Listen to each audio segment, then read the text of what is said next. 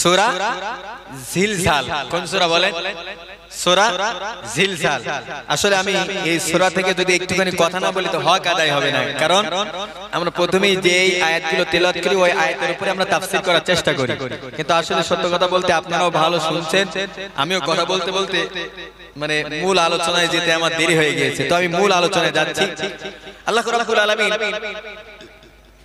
তার নবী মুহাম্মদ সাল্লাল্লাহু আলাইহি ওয়াসাল্লামের উপরে যতগুলো সূরা নাযিল করেছেন, আমি প্রথমেই বলেছি যে একটা হচ্ছে মাক্কি সূরা আর একটা হচ্ছে মাদানী সূরা। তো আল্লাহ তাআলা তার নবী মুহাম্মদ সাল্লাল্লাহু আলাইহি ওয়াসাল্লামকে এই সূরাটি দ্বারা জানিয়েছেন যে কিয়ামত হবে, আর কিয়ামত যখন হবে তখন দুনিয়াটা লন্ড ভন্ড হয়ে যাবে, তছনছ হয়ে যাবে, নেসাকার হয়ে যাবে, কিছুই অবশিষ্ট থাকবে না। এই কথা সূরা জিলজালের মধ্যে আল্লাহ রাব্বুল আলামিন স্পষ্টভাবে জানিয়ে দিয়েছেন। আল্লাহু আকবার বলেন। প্রিয় ভাইরা, আল্লাহ নবী বিশ্ব নবী মুহাম্মদুর রাসূলুল্লাহ সাল্লাল্লাহু আলাইহি ওয়াসাল্লাম তিনি বলেছেন, ও পৃথিবীর মানুষেরা, তোমরা যদি আল্লাহর মহা একটি প্লাবন যদি দেখতে চাও, বিকট আওয়াজ যদি শুনতে চাও, ভয়ানক একটি মুহূর্ত যদি দেখতে চাও, জানতে চাও, বুঝতে চাও, তাহলে তোমরা কিয়ামতকে স্মরণ করো, কারণ কিয়ামতের দিনটা হবে সবচেয়ে ভয়াবহ। কিয়ামতের দিনটা সবচেয়ে ভয়াবহ হবে, এমন ভয়াবহ হবে যেই ময়দানে ডাইনে বামে সামনে পিছে কেউ থাকবে নাকি? অনেকে প্রশ্ন আসতে পারে, হুজুর কিয়ামতের যে ময়দানটা হবে, এই ময়দানটা কি আসলে এই দুনিয়ায় আছে, এই দুনিয়ায় হবে না অন্য কোন একটা জায়গায় হবে? বলে না হুজুর অনেকেই বলে।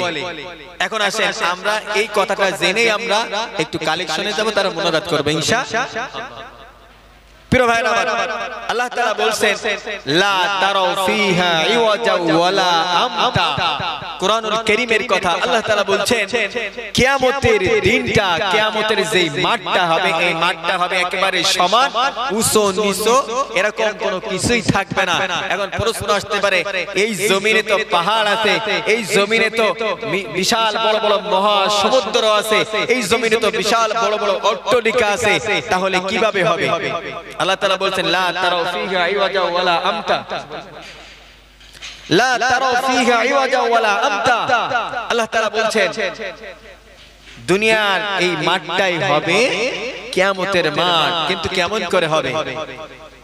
রব্বুল আলামিন বলেন কিয়ামত যখন অনুষ্ঠিত হয়ে যাবে, ইদা জুলজিলাতিল আরদু জিলজালাহা, জালজালা যখন প্রকম্পন শুরু হয়ে যাবে।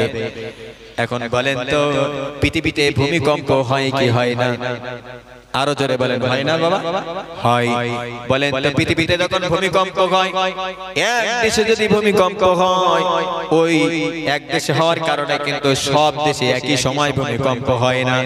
এই জায়গা থেকে 1 থেকে 1.5 বছর আগে দেখবেন তুরস্কে বিশাল বড় ভূমিকম্প হয়েছিল, হাজার হাজার মানুষ বিল্ডিং চাপা পড়ে তারা দুনিয়া থেকে বিদায় হয়ে গিয়েছিল। নেপালেও ভূমিকম্প হয়েছিল, কিন্তু আল্লাহ রাব্বুল আলামিন বলেন, ও পৃথিবীর মানুষেরা, তোমরা দেখো পৃথিবীর এক প্রান্ত থেকে আরেক প্রান্ত যদি লক্ষ্য করো, এক দেশে যদি লক্ষ্য করো, সে জায়গায় ভূমিকম্প হয়, কিন্তু তোমার ওইখানে হয় না। কিন্তু আমি আল্লাহ রাব্বুল আলামিন যখন জালজালা যখন শুরু হয়ে যাবে, ভূমিকম্প যখন শুরু হয়ে যাবে, তখন একবারে পৃথিবীর সকল সব জায়গায় ভূমিকম্প হয়ে যাবে। আর ওই ভূমিকম্প সৃষ্টি করার জন্য আমি আল্লাহ রাব্বুল আলামিন একজন ফেরেশতা নিযুক্ত করেছি। বলেন কয়জন? একজন ফেরেশতা নিযুক্ত করেছি ভূমিকম্প সৃষ্টি করার জন্য। ফেরেশতাটির নাম হচ্ছে হযরত ইসরাফিল আলাইহিস সালাম। রব্বুল আলামিন বলছেন পৃথিবীর শুরু থেকে আমার ইসরাফিলকে আমি বানিয়েছি, এক পা হচ্ছে জমিনে আর এক পা হচ্ছে আসমানে। আমার এই ফেরেশতারা এক পা জমিনে আর এক পা আসমানে দিয়ে দাঁড়িয়ে আছে। শুধু তাই নয় প্রিয় ভাই, এই ফেরেশতা ইসরাফিল আলাইহিস সালাম দুই ঠোঁটের মাঝখানে একটা বাঁশি নিয়ে একটা সিংহা নিয়ে আর শাসিনের দিকে তাকিয়ে আছে। কখন আল্লাহ তাআলা অর্ডার করবেন তখন সালসালা কায়েম হয়ে যাবে। প্রথম ফুৎকারের নির্দেশ যখন পাবে, আল্লাহর নির্দেশে যখন ফুটা দিয়ে দিবে, আল্লাহ রাব্বুল আলামিন বলেন तमाम পৃথিবীর মানব মণ্ডলী একটা বিকট আওয়াজ শুনতে পাবে। রব্বুল আলামিন সূরা মারিয়ার মধ্যে বলছেন আল কারিআতু মাল কারিআতু ওয়া মা আদরাকা মাল কারিআ। আল্লাহ রাব্বুল আলামিন সূরা কারিয়ার প্রথম তিনটা শব্দে কারিআ দ্বারা বুঝিয়েছেন মহা বিকট শব্দ, মহা প্রলয়। প্রিয় ভাইরা আমার, সিংহায় ফু দেওয়ার কারণে বিকট আওয়াজ হবে। বিকট আওয়াজ হওয়ার কারণে প্রত্যেকটা মানুষের কানের পর্দাগুলো ফেটে যাবে, প্রত্যেকটা মানুষ ছত্রভঙ্গ হয়ে যাবে, প্রত্যেকটা মানুষ এদিক সেদিক দৌড়াইতে থাকবে। মানুষের অবস্থা এমন হবে, মানুষের জিহ্বাগুলো ঝুলতে থাকবে, কেউ কাউকে চিনতে পারবে না। প্রিয় ভাইরা আমার, এই জন্য কিয়ামতের দিনটা এত বড় ভয়ানক হবে। আল্লাহ রাব্বুল আলামিন বলেন, বান্দা কিয়ামতের দিন সকাল বেলায় সর্বপ্রথম যেই ঘটনাটা তোমাদের মাঝে ঘটবে সেটা হচ্ছে ভূমিকম্প। আর ভূমিকম্প দিয়েই আল্লাহ রাব্বুল আলামিন কিয়ামত অনুষ্ঠিত করে দিবে। প্রিয় ভাইরা আমার, আল্লাহ রাব্বুল আলামিন বলেন, আমার ফেরেশতা ইসরাফিল যখন প্রথম ফুৎকার দিবে, কুরআনুল কারীমের মধ্যে বলা হয়েছে ইয়া আইয়ুহান নাসু তাকু রাব্বাকুম ইন্না সালসালাতাস সাআতি শাইউন আযীম। ভয় করো সেই দিনের, যেই দিন আল্লাহর নির্দেশে মহা প্রকম্পন সৃষ্টি হয়ে যাবে। বিশাল বড় বড় যে পাহাড়গুলো, এই পাহাড়গুলো তোলার মতো উঠতে থাকবে। তাকুনুল জিবালু কালঈহিনিল মানফুস। আল্লাহ রাব্বুল আলামিন বলেন, এই পাহাড়গুলো তছনছ হয়ে যাবে। পৃথিবীর মধ্যে যে বিল্ডিং গুলো দেখো, এই বিল্ডিং গুলো সঙ্গে সঙ্গে ধুলায় মিশে যাবে। বিশাল বড় বড় যেই তোমরা আটলান্টিক মহাসাগর দেখো তোমরা, তার ভিতরে শুধু পানি আর পানি। কিন্তু কিয়ামতের এই প্রথম ফুৎকার যখন দেয়া হবে, ওই পানির মধ্য থেকে দাও দাও দাও দাও করে আগুন তিনি জ্বালাবেন। তিনি কে?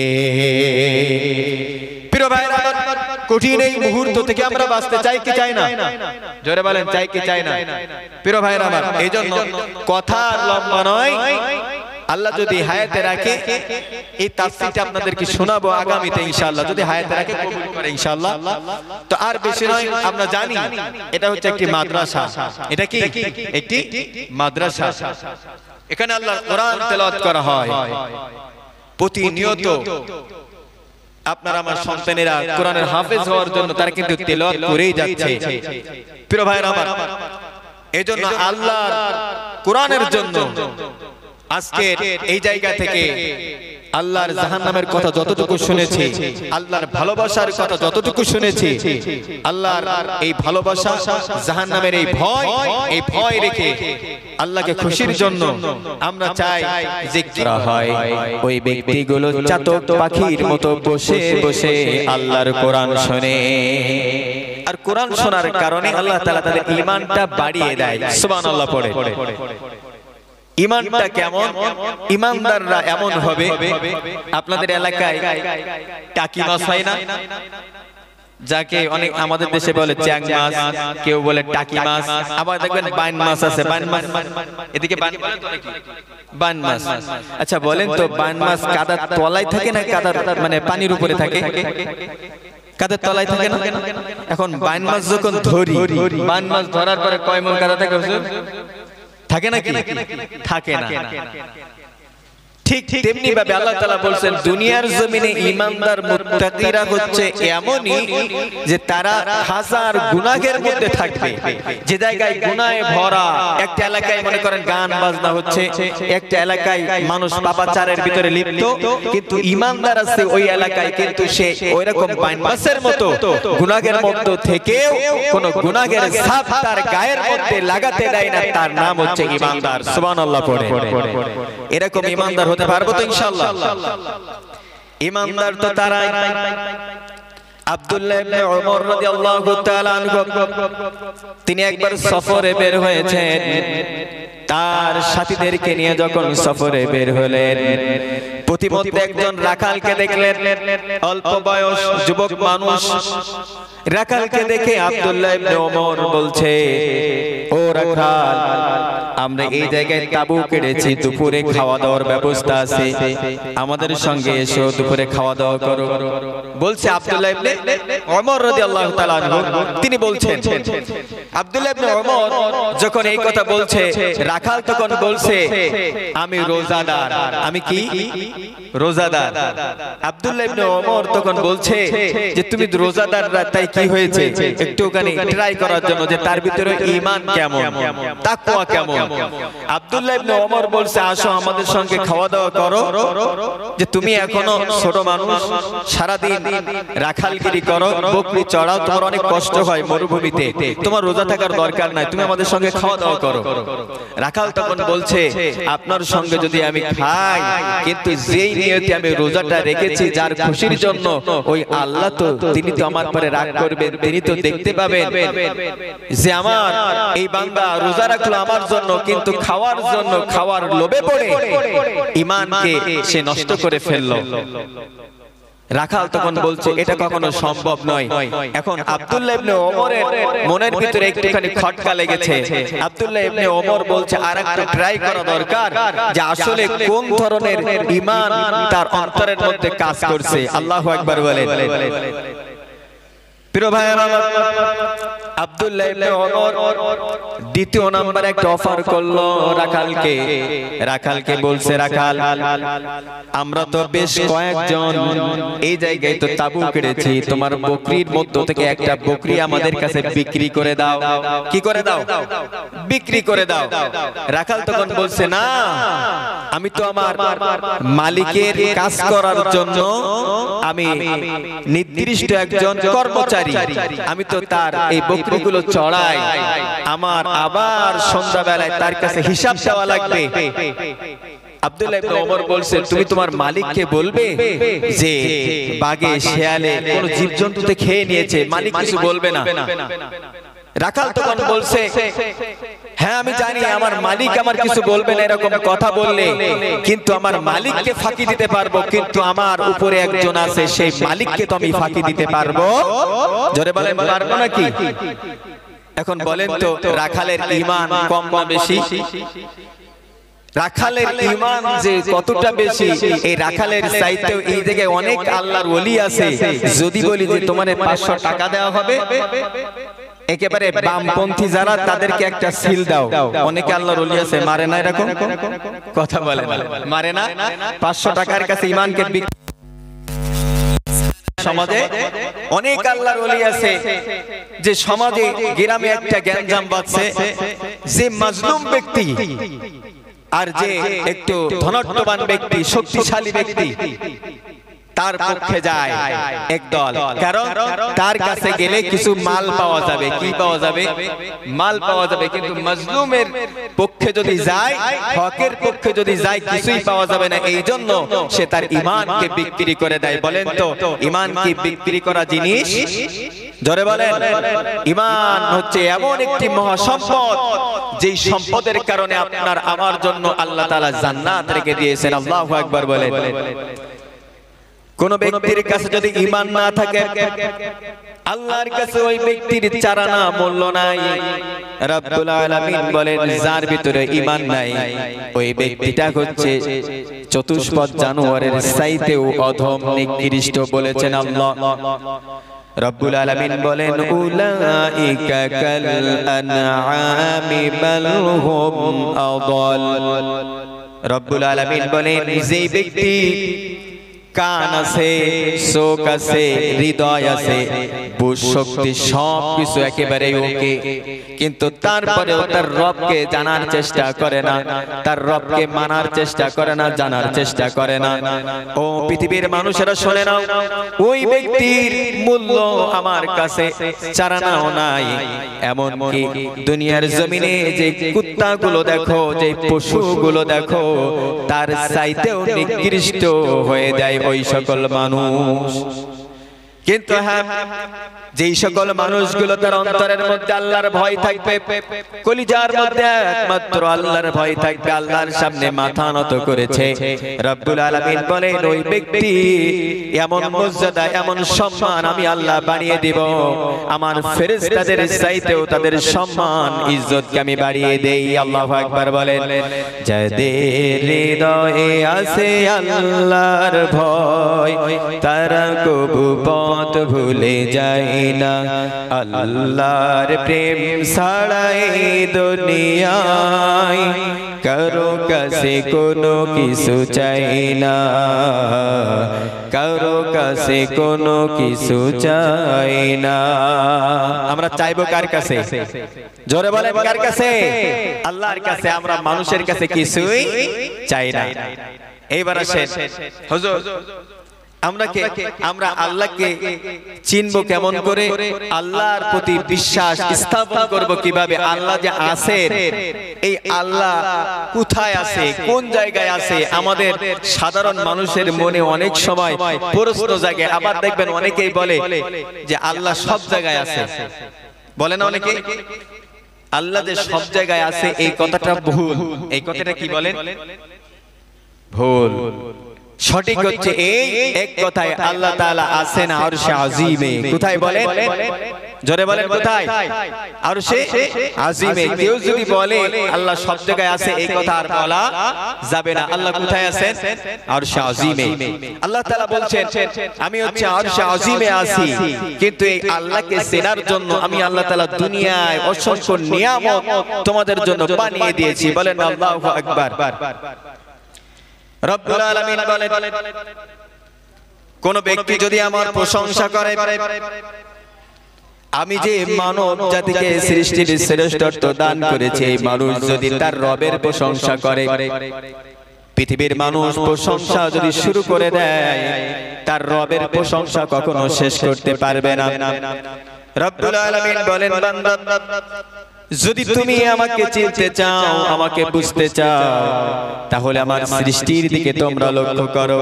শুধু তাই নয় বান্দা, আমি তো এমন রব, এই রবের প্রশংসা যদি তোমরা লিখতে শুরু করে দাও, তামাম পৃথিবীর মধ্যে যত গাছ আছে, এই গাছকে যদি কেটে এই দিয়ে যদি খাতা বানানো হয়, কলম বানানো হয়, আর মহাসমুদ্রের পানিগুলো যদি কালি বানানো হয়, তোমার রবের প্রশংসা লিখতে লিখতে কালি শেষ হয়ে যাবে,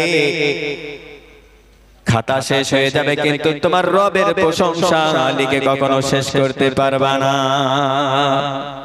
প্রিয় ভাইরা আমার, এই জন্য কবি বলেছেন সাগরের জলকে কালি করে, গাছের পাতাকে খাতা করে, তোমার মহিমা লেখা শেষ হবে না,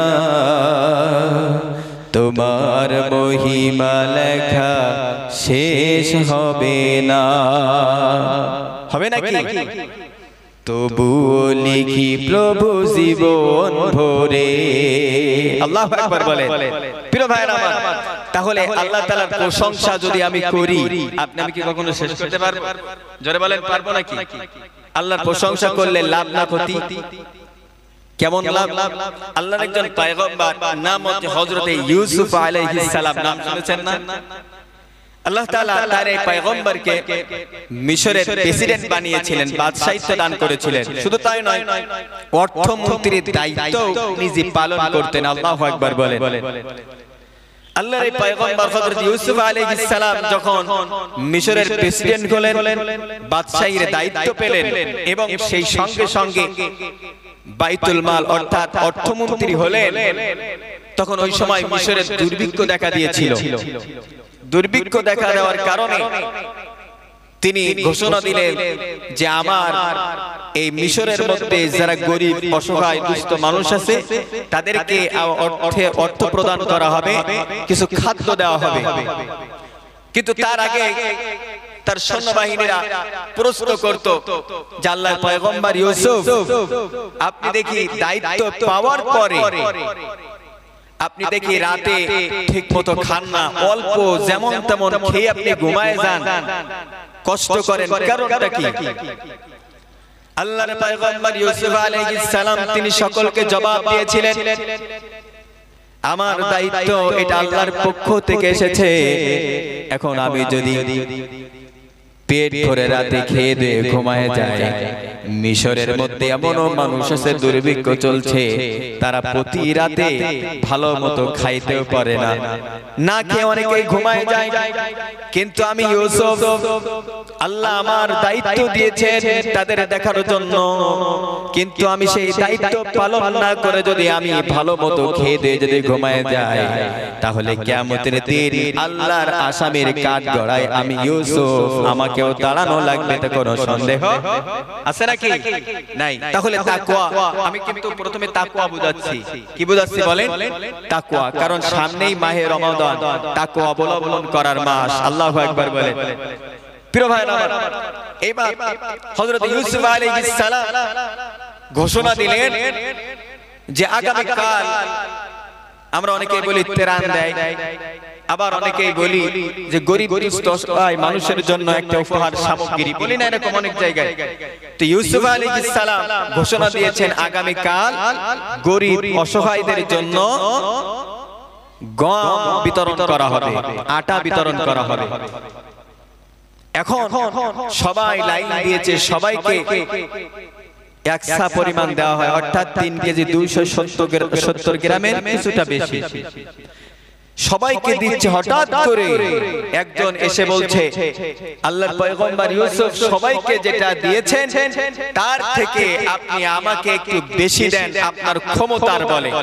সুবহানাল্লাহ পড়ে। হযরত ইউসুফ আলাইহিস সালাম আশ্চর্য হলেন কথা শুনে।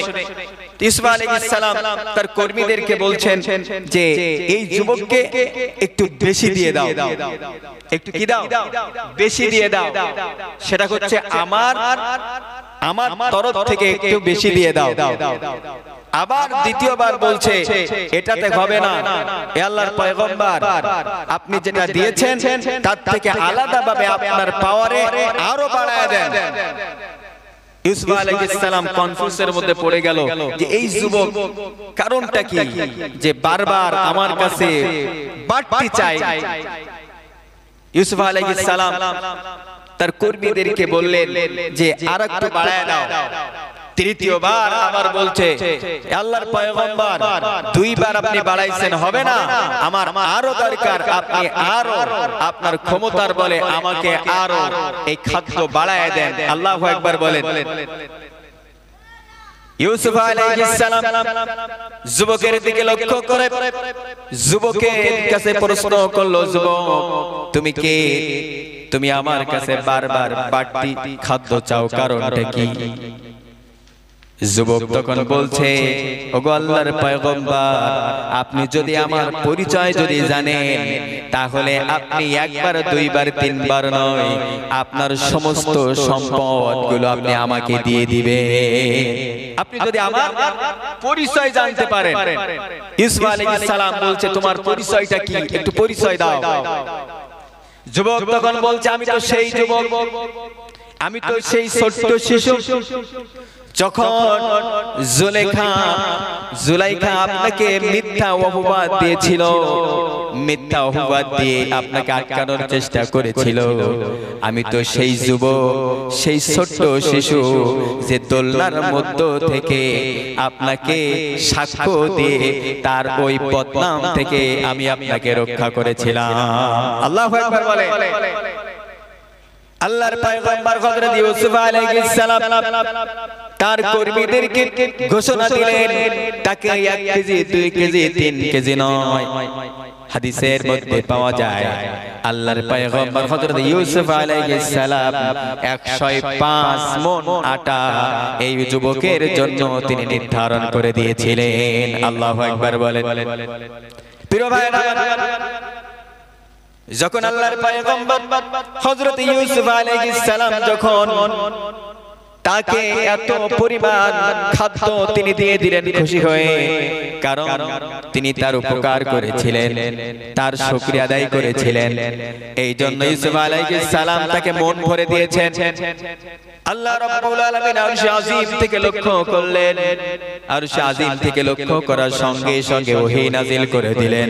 আল্লাহ তাআলা ইউসুফ আলাইহিস সালামের কাছে ওহী নাজিল করে দিয়ে জানায় দিলেন, ও ইউসুফ, একবার যদি তোমাকে একটা উপকার করার জন্য যদি তুমি তাকে এত কিছু দিতে পারো, তাহলে যে আল্লাহ তোমাদেরকে বানিয়েছে, গোটা পৃথিবীর মানব মণ্ডলীকে বানিয়েছে, আর এই মানুষের মধ্যে যারা দৈনন্দিন তার রবের জিকির করে, রবকে স্মরণ করে, যাদের অন্তরের মধ্যে তাদের রবের ভয় আছে, যারা নামাজের মধ্যে বলে সুবহানা রাব্বিয়াল আযীম, সেজদায় যে বলে সুবহানা রাব্বিয়াল আ'লা, এরকম ভাবে যখন নামাজের মধ্যে দাঁড়িয়ে দাঁড়িয়ে যখন বলে আলহামদুলিল্লাহি রাব্বিল আলামিন, এরকম ভাবে যখন তারা সমস্ত শব্দ বাক্যগুলো পড়তে থাকে, ও ইউসুফ, তাহলে এবার শুনে নাও, জেনে নাও, তোমার একটা প্রশংসা করার কারণে যদি তুমি তাকে এত কিছু দিতে পারো, তাহলে আমার উম্মতেরা, আমার বান্দা বান্দিরা যখন কোরআন শুনবে, যখন আল্লাহু আকবার, সুবহানাল্লাহ, আলহামদুলিল্লাহ পড়তে থাকবে, আমি আল্লাহ তাআলা তাদের জন্য কত বড় পুরস্কার রেখে দিয়েছি, একটুখানি ভাবো। আল্লাহু আকবার। প্রিয় ভাইরা আমার, এই জন্য দেখেন, এই জায়গায় যদি তাকওয়া থাকে, আল্লাহর ভয় যদি অন্তরের মধ্যে থাকে, আল্লাহ রাব্বুল আলামিন বলেন ওই ব্যক্তি দুনিয়ার জমিনে থাকবে এমন ভাবে কোন গুনাহ তার স্পর্শ করতে পারবে, জোরে বলেন পারবে নাকি? পারবে না।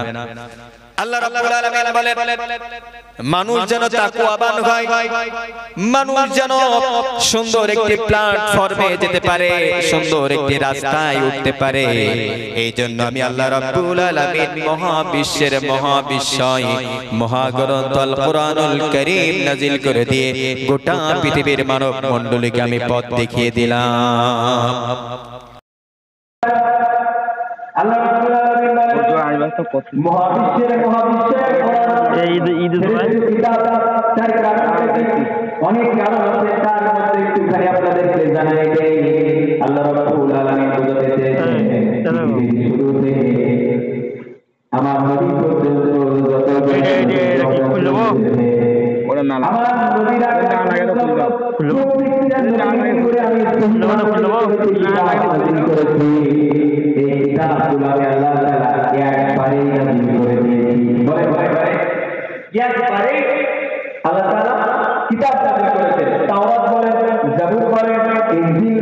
সকল সব কিতাব আল্লাহ তাআলা পয়গম্বরদের উপরে একবারেই নাযিল করে দিয়েছেন। রব্বুল আলামিন বলেন, কিন্তু আমি আল্লাহ তাআলা আমার নবী বিশ্ব নবী মুহাম্মদ বলেন সাল্লাল্লাহু আলাইহি ওয়াসাল্লাম, আমার নবীর উপরে যখন কোরআন নাযিল করেছি, একবারে নয়, দীর্ঘ 23 বছরের জিন্দেগিতে পর্যায়ক্রমে ধারাবাহিকভাবে আমি আল্লাহ তাআলা কোরআনে কারীম নাযিল করে দিলাম। কিন্তু কেন, কি কারণ? আল্লাহ রাব্বুল আলামিন বলেন আমার নবী যখন মক্কার মরুভূমিতে হাঁটা শুরু করেছে, তখনও কোরআন নাযিল হয়েছে। আমার নবী যখন স্ত্রীর কাছে ঘুমিয়ে আছে, তখনও কোরআন নাযিল হয়েছে। আমার নবী যখন উটের পিঠে, তখনও কোরআন নাযিল হয়েছে। আমার নবী যখন মদিনার বাজারে, তখনও কোরআন নাযিল হয়েছে। আমার নবী যখন মক্কায় যখন অবস্থান করেছেন, তখনও কোরআন নাযিল হয়েছে। এর দ্বারাই বোঝা যায় আমার নবী যেখানে গিয়েছেন, যা কিছু দরকার সেখানেই সেটার পরিপ্রেক্ষিতে আল্লাহ রাব্বুল আলামিন প্রেসক্রিপশন হিসেবে ওই সেই গ্রন্থ কালামুল্লাহ নাযিল করেছেন। এই জন্য আমরা বলি সকল সমস্যার সমাধান একমাত্র দিতে পারে, জোরে বলে আল্লাহর কোরআন। যদি কোনো ব্যক্তি তার জীবনের সকল প্রশ্ন যদি কোরআনের কাছে করে, ও কোরআন তুমি বলে দাও আমার কি করা দরকার, কোরআন দেখবেন সঙ্গে সঙ্গে অ্যানসার দিবে, ও বান্দা তোমার জন্য আল্লাহর পক্ষ থেকে এটা করা দরকার, আর এটা তোমার জন্য করা যাবে না। কোরআন বলতে পারে কি পারে না? কারণ এই কোরআনের মধ্যে কোনো ভুল নাই, কোনো সংশয় নাই। এই কোরআন যিনি নাজিল করেছেন তিনি তো আসমানের মালিক, তিনি তো জমিনের মালিক। শুধু তাই নয়, গোটা পৃথিবীতে যত সৃষ্টি আছে সকল সৃষ্টির স্রষ্টা যিনি, তিনি তো মহান আল্লাহ তাআলা। তিনি তো এই কোরআন নাজিল করেছেন। আর কোরআন নাজিল করার পরে আল্লাহ রাব্বুল আলামিন প্রথমে চ্যালেঞ্জ ছুড়ে দিলেন, আলিফ লাম মিম যালিকাল কিতাবু লা রাইবা ফিহি হুদাল লিল মুত্তাকিন। আল্লাহু আকবার বলে। যালিকাল কিতাব, এটা হচ্ছে এমন একটি কিতাব, এমন একটি বুক, এমন একটি বই, লা রাইবা ফি, এই কিতাবের মধ্যে, বইয়ের মধ্যে কোনো প্রকার ভুল নাই, কোনো সংশয় নাই। থাকবেই বা কেমন করে? এই কিতাব যিনি নাজিল করেছেন তিনি তো হচ্ছেন তোমাদের স্রষ্টা। শুধু তাই নয়, হুদাল লিল মুত্তাকিন, এই কিতাবটা তাদের জন্য হেদায়েত, এই কিতাবটা তাদের জন্য পথ প্রদর্শক, যারা আল্লাহর জমিনে সব সময় আল্লাহকে ভয় করেছে, আজান হয়েছে সালাত আদায়ের জন্য মসজিদে চলে গিয়েছে, মুয়াজ্জিন যখন ডাক দিয়েছে সঙ্গে সঙ্গে সকল কাজকে ফেলে রেখে যে বান্দাগুলো আল্লাহর সামনে সিজদা দেওয়ার জন্য মসজিদে চলে গেল, আল্লাহ রাব্বুল আলামিন বলেন হুদাল লিল মুত্তাকিন, ওই ব্যক্তিগুলোই হচ্ছে মুত্তাকি, ওই ব্যক্তিগুলোই হচ্ছে ঈমানদার। আর ঈমানদারদের জন্যই হচ্ছে এই কোরআন একটি হেদায়েতের গাইডলাইন। সুবহানাল্লাহ পড়বেন না? সুবহানাল্লাহর আমল দেখালাম, ইউসুফ আলাইহিস সালামের ঘটনা শোনালাম, কথা বললাম, তারপরে সুবহানাল্লাহ বলেন না। তারপর আলহামদুলিল্লাহ, আপনারা অনেকেই বলছেন আপনাদের ইন্ডিয়াতে মানুষ কথাই বলতে চায় না, কথাই বলতে চায় না, একেবারে খামটি এটে বসে থাকে, মনে হয় যেন কবরস্থানে ওয়াজ করছে। কিন্তু তার থেকে আলহামদুলিল্লাহ অনেকই ভালো, আলহামদুলিল্লাহ পড়ে। প্রিয় ভাইরা, আল্লাহ রাব্বুল আলামিন বলেন কুরআনুল কারীমের মধ্যে যতগুলো সূরা আমি আল্লাহ রাব্বুল আলামিন দিয়েছি, যতগুলো আয়াত আমি আল্লাহ তাআলা দিয়েছি, এই আয়াতগুলো, এই সূরাগুলো দুইটা পার্ট আমি আল্লাহ তাআলা করেছি। একটা পার্ট হলো মক্কির পার্ট, অর্থাৎ মক্কি জীবনের পার্ট, আরেকটা হচ্ছে মাদানী জীবনের পার্ট, অর্থাৎ আমার নবীর উপরে যে আয়াতগুলো বেশি নাজিল হয়েছে মক্কায়, কোরআনুল কারীমের সেই সূরাকে বলা হয় মক্কি সূরা। আর যে আয়াতগুলো বেশি নাজিল হয়েছে মদিনায়, কোরআনুল কারীমের সেই সূরাগুলোকে বলা হয় মাদানী সূরা। আল্লাহ রাব্বুল আলামিন বলেন দুইটা পাঠ করা হলো। এখন আসেন আমার নবী, বিশ্ব নবী মুহাম্মদ সাল্লাল্লাহু আলাইহি ওয়াসাল্লাম মক্কায় বেড়ে উঠলেন। এখন বলেন তো, মক্কায় শৈশব, কৈশোর, যৌবন সব কিছু কাটিয়েছেন কি কাটেন নাই? আমার নবী কাটালেন। আমার নবীর একটা নাম হলো আল আমিন আস-সাদিক। এই নামটা অন্য কোনো কেউ দেয় নাই। তৎকালীন সময়ে প্রেসিডেন্ট ছিল আবু জেহেল। আবু জেহেলের কথা মতো মক্কায় সকল কার্যক্রমগুলো চলতো। আবু জেহেল বলল, ও মক্কাবাসীরা, মক্কার ভিতরে এমন একজন যুবক আছে, নাম হচ্ছে মুহাম্মদ, আব্দুল্লাহর বেটা মুহাম্মদ। এর চরিত্র, তার কথাবার্তা, তার লেনদেন, তার আমানতদারিতা এত সুন্দর, পৃথিবীতে এত পরিমাণ আমানতদারিতা আমি আর একজন কেউ দেখি নাই। আল্লাহু আকবার বলেন। বলছে কে? আবু জেহেল। প্রিয় ভাইরা, আমার নবীর নামটা দিল আবু জেহেল, আল আমিন আস-সাদিক। মানুষ বিশ্ব নবী মুহাম্মদকে চিনতে শিখলো, জানতে শিখলো। আমার নবীর কাছে মানুষ যেত, ভালো ভালো কথা শুনতো। আমার নবী যৌবন কালে, ছোট্টবেলায় যৌবন যখন আসলো, যৌবনে যখন পদার্পণ করলেন, হেলফুল ফজল নামে একটা সংগঠন তৈরি করলেন সমাজটাকে সুন্দর করার জন্য। তখনকার যুবকরা আমার নবীর কাছে আসতো, এমনকি মুরব্বীরাও আসতো। তাদের কোনো কিছু রাখার দরকার হলে আমার নবীর কাছে আমানত রাখতো। আবু জেহেলের মতো লোক আমার নবীর কাছে আমানত রাখতো। উতবা সাইবা ওয়ালিদ ইবনে মুগিরার মতো লোকেরাও আমার নবীর কাছে আসতো, তারা তাদের আমানতগুলো রাখতো। এখন বলেন তো, বিশ্বস্ত মানুষের কাছে আমরা আমানত রাখি নাকি অবিশ্বস্ত মানুষের কাছে রাখি? বিশ্বস্ত মানুষের কাছে আমরা রাখি। তাহলে আমার নবী বিশ্বস্ত মক্কা নগরীতে সবচেয়ে বেশি না কম? কথা বলে বেশি। সবাই আমার নবীর কাছে আসে, ভালো ভালো কথা শুনে, আমার নবীকে বিশাল ভালোবাসে। কিন্তু আমার নবী এমন একজন নবী, যেই নবীর সম্মান ইজ্জত যিনি বাড়িয়েছেন, একবার চিল্লাই বলতে হবে তিনি কে? জোরে বলেন তিনি কে? আল্লাহ তাআলা আমার নবীর সম্মান ইজ্জতকে বাড়িয়েছেন। আমার আল্লাহ তাআলা বলছেন, ওগো নবী, আপনি যেখানেই যান না কেন আপনার সম্মান ইজ্জত যিনি বাড়াবেন তিনি তো আপনার রব। আল্লাহু আকবার বলেন। প্রিয় ভাইরা, আমার নবীর সম্মান ইজ্জতকে বাড়ানোর কথা আল্লাহ তাআলা নিজেই বলেছেন, ওয়া রাফা'না লাকা যিকরাক। ওগো নবী, আপনার সম্মান ইজ্জত আমি আল্লাহ তাআলা নিজেই বাড়িয়ে দিয়েছি। সুতরাং পৃথিবীর কোন মানুষ আপনার ইজ্জত নিয়ে সিনেমিনি খেলতে পারবে না। আল্লাহ রাব্বুল আলামিন বলেন, ওগো নবী, শুধু তাই নয়, আপনি তো এমন একজন নবী, কালেমার মধ্যেও আমার পরেও আপনি। আল্লাহু আকবার বলেন। একবার কালেমা পড়েন, লা ইলাহা ইল্লাল্লাহু মুহাম্মাদুর রাসূল পড়েন সাল্লাল্লাহু আলাইহি ওয়াসাল্লাম। এখন বলেন তো, কালিমার মধ্যে আল্লাহর নামের পরে আমার নবীর কথা আছে না নাই?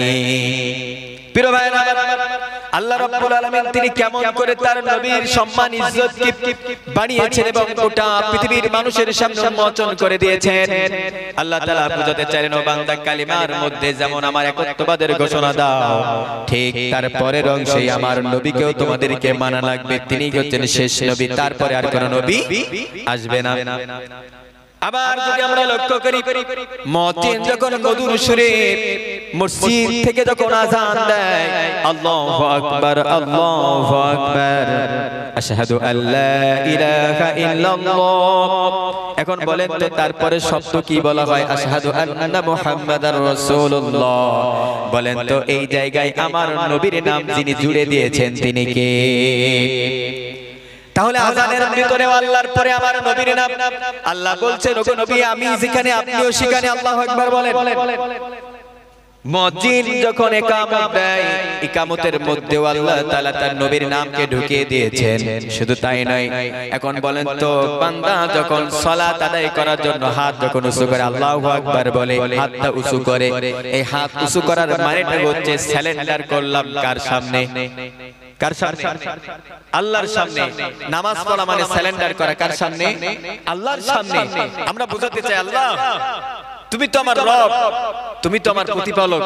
না চাইতেই তুমি বৃষ্টি দাও, না চাইতেই তুমি বাতাস দাও, অক্সিজেন দাও, রিজিকের ব্যবস্থা করেছো, এত সুন্দর একটি পৃথিবী তুমি আমাদেরকে উপহার দিয়েছো। আল্লাহ, এই জন্য আমরা তোমার কাছে সারেন্ডার করলাম, পৃথিবীর কোন মানুষের কাছে আমরা সারেন্ডার করি না। এই কথা বলেই আমরা হাতটা বাঁধি, মুখটা নিচু করি, সিজদার স্থানে আমরা চোখ রাখি কি রাখি না? রাখি। তার মানে বান্দা যখন নামাজে দাঁড়ায়, বুঝতে হবে বান্দা সাধারণ কোন জায়গায় দাঁড়ায় নাই, বান্দা তার রবের সামনেই দাঁড়িয়ে আছে, তার রব তার সামনে আছে। আল্লাহু আকবার বলে। কারণ নামাজের মধ্যে বান্দা যেই তেলাওয়াত করে, এখন বলেন তো, নামাজের মধ্যে আপনি কোরআন তেলাওয়াত বাদ দিয়ে বুখারী শরীফ তেলাওয়াত করেন, এখন বলেন তো, বুখারী শরীফ তেলাওয়াত করলে কি নামাজ হবে নাকি? হবে চাচা? হবে। নামাজের মধ্যে কোরআন তেলাওয়াত বাদ দিয়ে যদি আপনি বুখারী শরীফ কোন একটা হাদিস যদি তেলাওয়াত করেন, নামাজ হবে না। কারণ কোরআন দিয়ে আল্লাহর সঙ্গে কথা বলা হয়, কারণ নামাজ হচ্ছে বান্দা এবং আল্লাহর সঙ্গে একেবারে ঘনিষ্ঠ একটি সম্পর্কের মুহূর্ত। রব্বুল আলামিন বলেন, বান্দা যখন সারেন্ডার করার পর হাতটা বেঁধে সানা পড়ার পর আউযু বিল্লাহি মিনাশ শাইতানির রাজীম বিসমিল্লাহির রহমানির রহিম বলার পর সূরা ফাতিহা শুরু করে দেয়, যখন বলে আলহামদুলিল্লাহি রাব্বিল আলামিন আর রহমানির রহিম মালিকি ইয়াউমিদ্দিন, এরকম ভাবে যখন তেলাওয়াত করতে থাকে, আল্লাহ রাব্বুল আলামিন বান্দার সঙ্গে তখন কথোপকথন করতে থাকে। আল্লাহ তাআলা খুশি হয়ে যায়। আল্লাহ রাব্বুল আলামিন বলে বান্দার নামাজের মধ্যে সবচাইতে গ্রহণযোগ্য সবচাইতে বিশেষ একটি মুহূর্ত আমার কাছে পছন্দনীয়, সেটা হচ্ছে ওই সময়টুকু বান্দা যখন সিজদায় অবনত হয়ে যায়।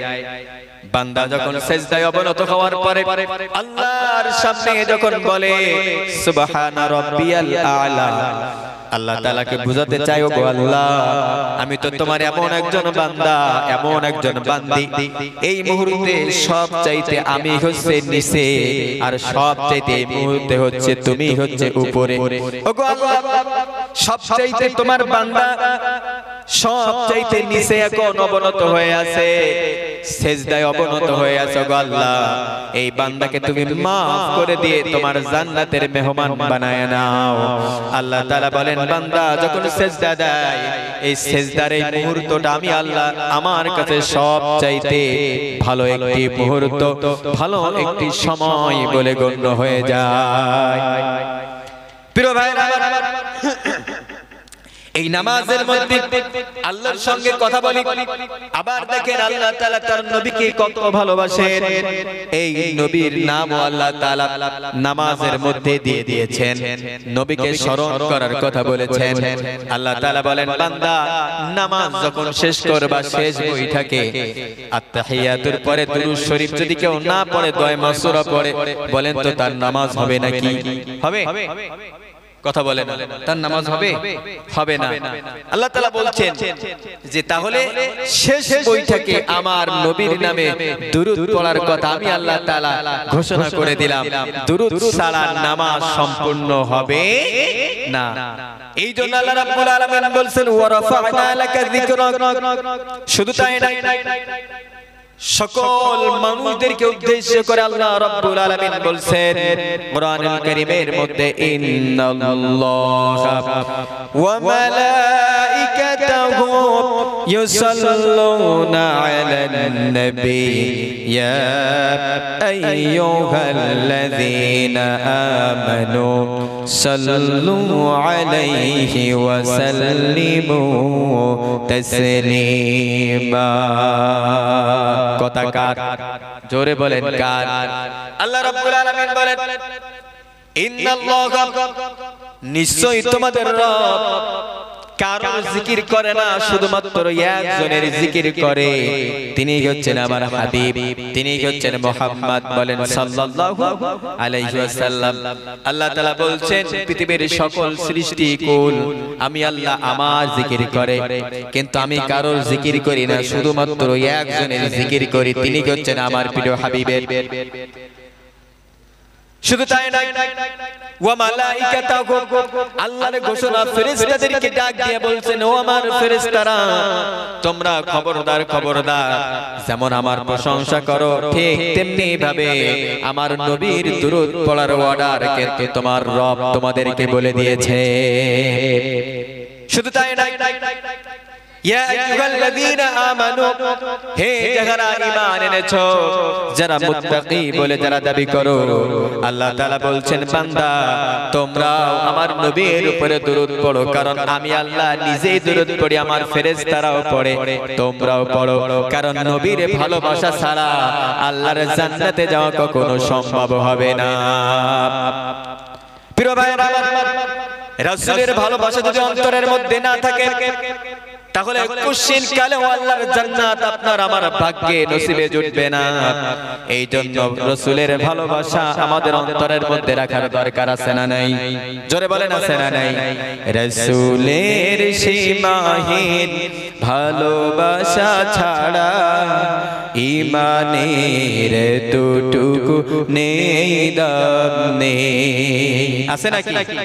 ঈমানের গভীরতা কার বুকে কত, ঈমানের গভীরতা কার বুকে কত, পরখ করার দিন এলো সামনে, রাসূলের সীমাহীন ভালোবাসা ছাড়া ঈমানের এতটুকু নেই দাম নেই। রাসূলের ভালোবাসা ছাড়া আমাদের বাঁচার কোনো উপায় নাই। এইজন্য রাসূলের মহব্বত ভালোবাসা অন্তরের মধ্যে দরকার আছে না নাই? জোরে বলেন আছে না নাই? অনেক যুবকেরা আছে মুখে দাড়ি রাখে না।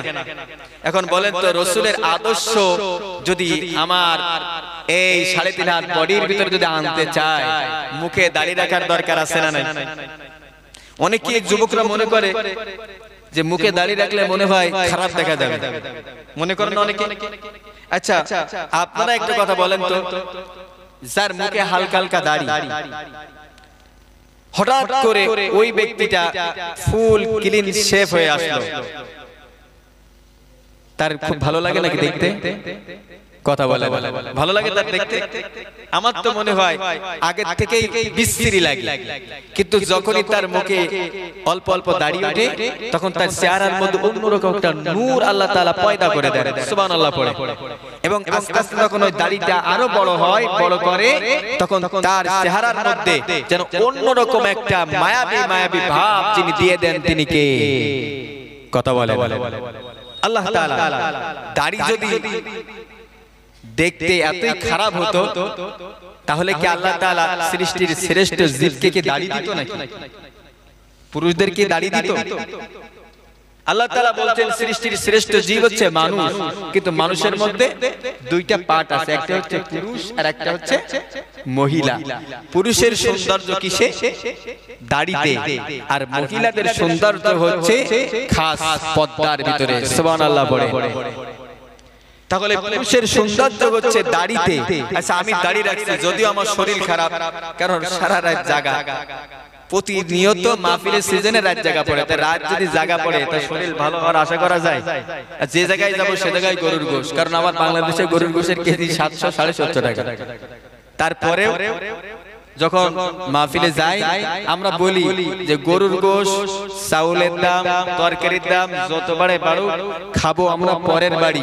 কিন্তু যারা এরকম আলেম ওলামা না, তারা কি খাইতে পারবে? পারবে না। এজন্য আমরা ওই ফতোয়াটা দেই যে যত বাড়ে বাড়ুক, খাবো তো পরের বাড়ি। কিন্তু তারপরেও বলি যে না,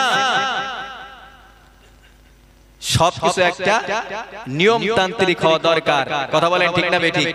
হঠাৎ করে যদি জিনিসপত্রের দাম বেড়ে যায় তখন মানুষের কষ্ট হবে কি হবে না? হবে। প্রিয় ভাইরা, এখন আসেন, তাহলে দাড়ি রাখলে খারাপ লাগে না ভালো লাগে? ভালো লাগে। এইজন্য যুবকদেরকে বলবো যে যুবকরা যদি চেহারার মধ্যে সৌন্দর্য ফেরাতে চাও, দাড়ির বিকল্প নাই। সুন্দর একটা নারী যদি পেতে চাও তাহলে তোমার আদর্শ হতে হবে বিশ্বনবী মুহাম্মদ সাল্লাল্লাহু আলাইহি ওয়াসাল্লামের রেখে যাওয়া যে আদর্শ, এই আদর্শের উপরেই তোমার জীবনকে প্রতিষ্ঠা করা লাগবে কি লাগবে না? অনেক মায়েরা আছে পর্দা ভালো লাগে না, পর্দা কি লাগে না? ভালো লাগে না। মায়েদের উদ্দেশ্যে একটুখানি বলে যায় যে পর্দা যেই মায়েরা করে, খাস পর্দা, বিশেষ করে কওমিয়া মাদ্রাসা আছে না আপনাদের এলাকায়? মহিলা আছে, মহিলা মাদ্রাসায় যেসব মেয়েরা পড়ে দেখবেন কালো বোরকা, ঢিলা ঢালা বোরকা গুলো পরে, মুখে নিকাব বাঁধে, তারপরে উপর দিয়ে একটা ঝাঁপ দিয়ে, চোখও দেখা যায় না, পথ দিয়ে যখন যায় বলেন তো দেখতে ভালো লাগে না খারাপ লাগে? কত সুন্দর লাগে না পর্দা করে যাচ্ছে। তাদের প্রতি একটা ভালো ধারণা আসে, ভালো ধারণা আসে যে না কার মেয়ে জানি না, কিন্তু অনেক ভদ্র, পর্দা করে। কিন্তু এমন এক মেয়ে যাচ্ছে যার সামনে খোলামেলা পেট পেট সব দেখা যাচ্ছে, মানুষ দেখে মনে করে এর চাইতে খারাপ আর কেউ নাই। যেই যুবক তাগায় সে মনে করে আমি তো খারাপ, তো আমার চাইতে খারাপ। মনে মনে ভাবে কি ভাবে না? ভাবে। এইজন্য মায়েদেরকে হাতে ধরি, পায়ে ধরি, পর্দা করেন। পর্দাই হচ্ছে আপনাদের সম্মান, পর্দাই হচ্ছে আপনাদের ইজ্জত। আল্লাহ তাআলা এর ভিতরে আপনাদের সম্মান রেখে দিয়েছেন, কারণ মহিলাদের সম্মান ইজ্জত আল্লাহ সবচেয়ে কম করেছেন না বেশি করেছেন? বেশি। এইজন্য পর্দার কথা হালকা একটুখানি টাচ দিলাম, কারণ মায়েরা মাহফিলে আসে বেশি। এইজন্য পর্দা করব, পুরুষরা দাড়ি রাখবো। আমরা চাইলে আমাদের লেবাস পোশাকটা সুন্দর করতে পারি কি পারি না? পারি। প্রিয় ভাইরা, আল্লাহ রাব্বুল আলামিন বলেন, বান্দা যখন তোমার বডির মধ্যে আমার নবীর আদর্শ থাকবে, যখন তোমার মুখে দাড়ি থাকবে, যখন তোমার নামাজের যে ছাপগুলো তোমার ভিতরে খুঁজে পাওয়া যাবে, ও বান্দা তুমি যখন পৃথিবী থেকে চলে যাবে তোমার টেনশন করার দরকার নাই, কারণ কিয়ামতের কঠিন মুসিবতের দিনে তোমার বন্ধু হিসেবে একজন দাঁড়িয়ে যাবে, তিনি হচ্ছেন তোমার নবী। প্রিয় ভাইরা, আমার নবীর সম্মান দেখেন আল্লাহ তাআলা কেমন করে বাড়াচ্ছেন। তাহলে নামাজের মধ্যে আল্লাহ তাআলা তার নবীর সম্মান বাড়িয়েছেন, কিন্তু কাফের বেঈমানেরা সেটা তো বুঝতে চায় নাই। আমার নবীর বয়স যখন 35, বলেন কয় বছর? 35 বছর বয়স। তো 35 বছর বয়স যখন আবার নবী মসজিদে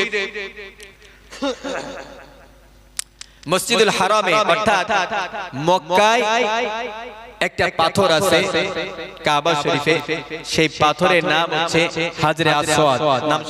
নাম শুনছেন না?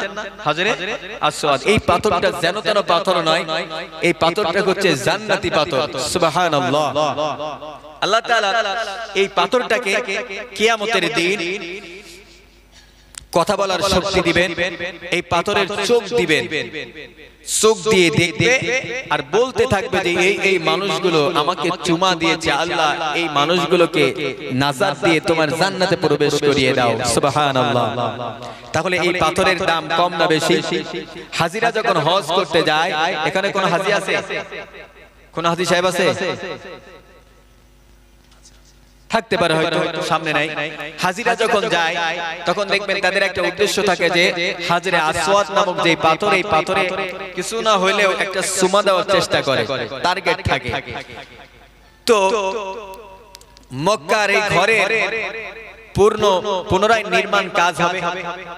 পুনরায় নির্মাণ কাজ করার জন্য একটা ঘরে যদি আমরা কাজ করি, ঘরের ভিতরে যে জিনিসপত্র থাকে সেই জিনিসপত্রগুলো আলাদা এক জায়গায় নিয়ে যায়, আবার যখন ঘর সংস্কারের কাজ কমপ্লিট হয় আবার যেই জিনিসগুলো যেখানেই ছিল সেখানেই রাখে কি রাখি না? রেখে দেয়। তো কাবা শরীফের পুনরায় নির্মাণ হচ্ছে, আবার সংস্কারের কাজ চলছে। তো মক্কায় তৎকালীন সময়ে বড় বড় 4 জন নেতা তারা চিন্তা ভাবনা করছে। এক নেতা মনে মনে ভাবছে যে হাজরে আসওয়াদ এই পাথরটা তো যেন তেন পাথর নয়, এই পাথরটা সবচেয়ে দামি পাথর, এই পাথরটা আমি তুলে রাখবো, আবার আমি তুলেই আবার জায়গায় রেখে দেব। নেতা কয়জন? কথা বলে না। নেতা কয়জন? 4 জন। এখন বলেন তো, প্রথম নেতা মনে মনে ভাবছে যে হাজরে আসওয়াদ এই পাথরটা কাউকে ধরতে দেব না, এই পাথরটা দামি পাথর, আমি ধরবো। দ্বিতীয় নেতা বলছে যে না, এটা আমি ওকে ধরতে দেব না, এটা আমি ধরবো। তৃতীয় নেতাও বলছে হ্যাঁ আমি ধরবো। চতুর্থ নেতাও বলছে আমি ধরবো। কারণ নেতাদের মধ্যে ঠেলাঠেলি কম না বেশি?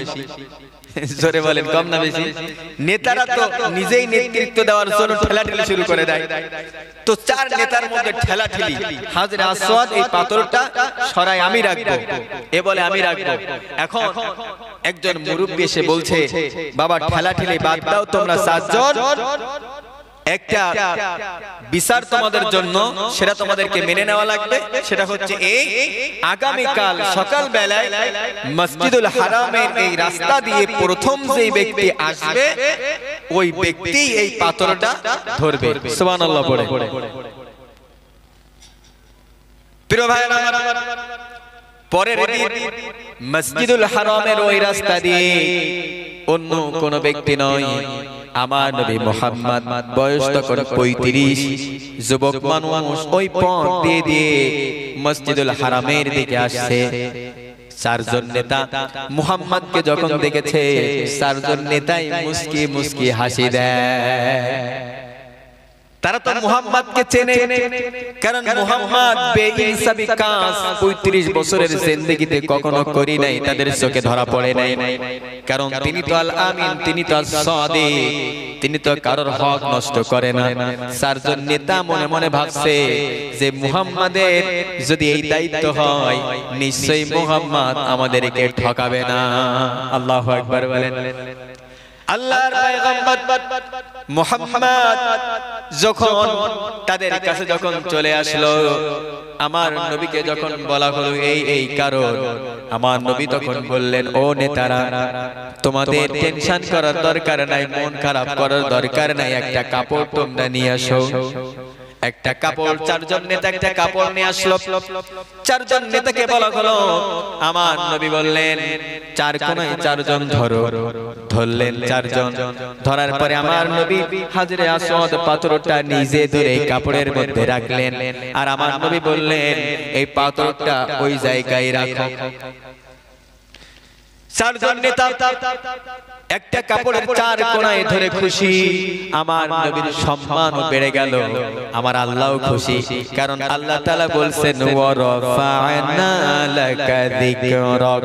কথাকার আল্লাহ তাআলা তো আগে থেকে ঘোষণা দিয়েছেন, প্রত্যেকটা জায়গায়, প্রত্যেকটা স্টেপ বাই স্টেপে আমার নবীর সম্মান ইজ্জতকে আমি আল্লাহ তাআলা বাড়িয়ে দিব। আল্লাহ রাব্বুল আলামিন ঠিক ওইভাবে বাড়াচ্ছেন। আবার যখন ওই পাথরটা উঠানোর দরকার, আমার নবী পাথরটা উঠায় আবার কাপড়ের মধ্যে রাখলেন। আবার চারজন নেতা ওই কাপড়টা ধরে সেই জায়গায় নিয়ে গেল। আমার নবী আবার নির্দিষ্ট স্থানে হাজরে আসওয়াদ পাথরটা রেখে দিলেন। শুধু তাই নয়, আমার নবী বিশ্ব নবী মুহাম্মদুর রাসূলুল্লাহ সাল্লাল্লাহু আলাইহি ওয়াসাল্লাম, তিনি তো এমন একজন নবী, যেই নবী সারা জীবন, প্রতিটা সময়, প্রতিটা ঘরে উম্মতের জন্য কেঁদেছেন, উম্মতের জন্য চোখের পানি ফেলেছেন। তাছাড়া অন্য কোনো কারণে আমার নবী আল্লাহর কাছে কাঁদে নাই। আমার নবী সবসময় আল্লাহর কাছে চাইতেন, আল্লাহ তোমার কাছে আমি কিচ্ছু চাই না, ধন সম্পদ, গাড়ি বাড়ি, নারী, কিছুই চাই না। আমি মুহাম্মদ, আমি তো এমন একজন নবী, অন্য অন্য নবীরা, অন্য অন্য কওমের যেই সকল পয়গম্বররা ছিল, তারা তো শুধুমাত্র ওই গোত্রের জন্য, কওমের জন্য আল্লাহ তুমি পাঠিয়েছিলে। কিন্তু তুমি তোমার হাবিব, তুমি তোমার মুহাম্মদকে শুধুমাত্র মক্কার জন্য পাঠাও নাই, শুধুমাত্র মদিনার জন্য পাঠাও নাই। ওগো আল্লাহ, তুমি তো তোমার হাবিব মুহাম্মদকে পাঠিয়েছো, ওয়া মা আরসালনাকা ইল্লা রাহমাতাল লিল আলামিন। আল্লাহু আকবার বলেন। প্রিয় ভাইরা, আল্লাহ রাব্বুল আলামিন বুঝাতে চাইলেন, আমার নবী মুহাম্মদুর রাসূলুল্লাহ সাল্লাল্লাহু আলাইহি ওয়াসাল্লামকে আমি আল্লাহ তাআলা পাঠিয়েছি तमाम পৃথিবীর মানব মণ্ডলীর জন্য, শুধুমাত্র মক্কাবাসীর জন্য নয়, শুধুমাত্র মদিনার জন্য নয়, শুধুমাত্র মুসলমানদের জন্য নয়। আমি আল্লাহ তাআলা পৃথিবীর মধ্যে সকল ধর্ম, বর্ণ, সকল মানুষের জন্য আমার নবী হচ্ছেন রহমত। আমার নবী কেমন রহমত ছিলেন? আমার নবী একবার এরকম উঁচু একটি জায়গায় বসে বসে আমার নবী কথা বলছেন, সামনে হচ্ছে সাহাবায়ে কেরামরা। আমার নবী কথা বলছেন, কথোপকথন করতে করতে হঠাৎ করে সামনে দিয়ে একটা লাশ যায়। আমার নবী উঠে দাঁড়ালেন, সাহাবায়ে কেরামরা আমার নবীর দিকে তাকায় আছে। হঠাৎ করে নবী দাঁড়ায় গেল, কারণটা কি? পিছন দিকে তাকায় দেখে একটা লাশ যায়। আমার নবীকে বলল, ইয়া রাসূলুল্লাহ, ইন্নাহু ইহুদি, এটা তো ইহুদির লাশ। আমার নবী একটু রাগান্বিত ভাব নিয়ে সাহাবীদেরকে বললেন, খবরদার, খবরদার, এরকম কথা আর বলবা না। সে ইহুদি হোক আর সে যাই হোক না কেন, সে তো মানুষ। আমি পৃথিবীর জমিনে এসেছি রাহমাতাল লিল আলামিন হয়ে। কে হিন্দু, কে বৌদ্ধ, কে খ্রিস্টান, কে কোন জাতের, কে কোন ধর্মের, সেটা দেখার বিষয় নয়। আমি আল্লাহর পক্ষ থেকে এসেছি। আমি চাই প্রত্যেকটা মানুষ যেন এভাবেই যেন চলতে পারে, একজন মানুষ আর একজন মানুষের প্রতি রহম করা, দয়া দেওয়া, ভালোবাসা দেওয়া, এটা হচ্ছে সৃষ্টির দাবি। ও সাহাবীরা, এরকম মন তোমরা কখনোই করবে না। সাহাবায়ে কেরামরা বলছে ইয়া রাসূলুল্লাহ বুঝতে পারি নাই। আবার নবী বললেন হ্যাঁ, যখনই দেখবে কোন হিন্দুর লাশ যাচ্ছে খবরদার খবরদার তিরস্কার করবে না, মন খারাপ করবে না, মনে মনে খবরদার কুধারণা করবে না, কারণ কুধারণা করার দায়িত্ব আল্লাহ তোমাদেরকে দেয় নাই। বরং পারলে তাকে সম্মান জানাবে। তারা যে রাস্তা দিয়ে যাবে ওই রাস্তায় যদি ভিড় থাকে তোমার দায়িত্ব হলো সাইড করে দেওয়া। ওই রাস্তায় যদি কেমন কোনো বস্তু থাকে তার জন্য তাদের যেতে কষ্ট হবে, বরং সেটা তুমি সরায় দাও, তাদেরকে সম্মান করো। এটাই আমার নবী শিখিয়েছে। প্রিয় ভাই আমার, এখন আসে আমার নবী মুহাম্মদ সাল্লাল্লাহু আলাইহি ওয়াসাল্লাম। তিনি আস্তে আস্তে বড় হচ্ছেন। মক্কায় ৩৫ বছর বয়সে এই ঘটনাটা ঘটে গেল। ৪০ বছর যখন পূর্ণ হলো, আল্লাহ রাব্বুল আলামিন সিদ্ধান্ত নিলেন আমার নবী মুহাম্মাদের উপর একটা সেই গ্রন্থ কালামুল্লাহ নাজিল হবে। কি নাজিল হবে? কালামুল্লাহ নাজিল হবে। আল্লাহ রাব্বুল আলামিন ফেরেশতাদের মধ্যে ৪ জন ফেরেশতাকে সবচাইতে বড় বানিয়েছেন। এক নম্বরে হযরত জিবরাইল আলাইহিস সালাম, আজরাইল আলাইহিস সালাম, মিকাইল আলাইহিস সালাম, ইসরাফিল আলাইহিস সালাম। এই ৪ জন ফেরেশতাকে আল্লাহ তাআলা সবচেয়ে বড় ফেরেশতা বলেছেন। এর মধ্যে সবচেয়ে দামি শ্রেষ্ঠ ফেরেশতার নাম হচ্ছে হযরত জিবরাইল আলাইহিস সালাম। আল্লাহ রাসূলের কাছে জানতে চাওয়া হলো, সাহাবায়ে কেরামরা বললেন ইয়া রাসূলুল্লাহ ৪ জন ফেরেশতার দাম সবচেয়ে বেশি, কিন্তু তার মধ্যে আরেকজনের দাম আল্লাহর কাছে সবচেয়ে বেশি, কারণটা কি? আমার নবী মুহাম্মদ সাল্লাল্লাহু আলাইহি ওয়াসাল্লাম সাহাবীদের এই প্রশ্নের জবাবে বললেন, ও সাহাবীরা শোনো, আল্লাহর এই ফেরেশতা জিবরাইল সে হচ্ছে এমন একজন ফেরেশতা আল্লাহ রাব্বুল আলামিন তার ওই সেই গ্রন্থ কালামুল্লাহ যে আয়াতগুলো তার নবীর উপরে নাজিল করবেন, এই ফেরেশতা হচ্ছে তিনি। তার ফেরেশতার নাম হচ্ছে জিবরাইল। আর এই জিবরাইলের মাধ্যমে আল্লাহ তাআলা কোরআন আমার কাছে দিবেন। আল্লাহু আকবার বলেন। কারণ কোরআন যেখানে সেখানকার দাম কম না বেশি? প্রিয় ভাইরা, একটা কাঠে আমরা বসি, একটা কাঠ দিয়ে দরজা বানাই, একটা কাঠ দিয়ে জানালা বানাই, কাঠ দিয়ে চেয়ার বানাই, কিন্তু তার উপরে আমরা কি বসি। কিন্তু হ্যাঁ, আবার ওই একই গাছের একই কাঠ দিয়ে আপনি একটা রিহাল কাঠ বানালেন, সেই রিহাল কাঠের উপরে কোরআন রাখা হলো। এখন কোন মানুষকে যদি বলা হয় যে কোরআন রাখা ছিল এই রিহাল কাঠের উপরে, আপনি একটু এই রিহাল কাঠের উপরে উঠে দাঁড়ান, এখন কে আছেন যে হুজুর আমি দাঁড়াবো? আছেন কেউ? কেউ নাই। কারণ আমাদের মধ্যে ভয় আছে যে আল্লাহর কোরআন ওই কাঠের উপরে রাখা হয়েছে, ওই কাঠটা এখন সাধারণ কোন কাঠ নয়, ওই কাঠটা এখন আল্লাহর কাছে অনেক দামি হয়ে গিয়েছে, কারণ তার উপরে আল্লাহর কোরআন ছিল।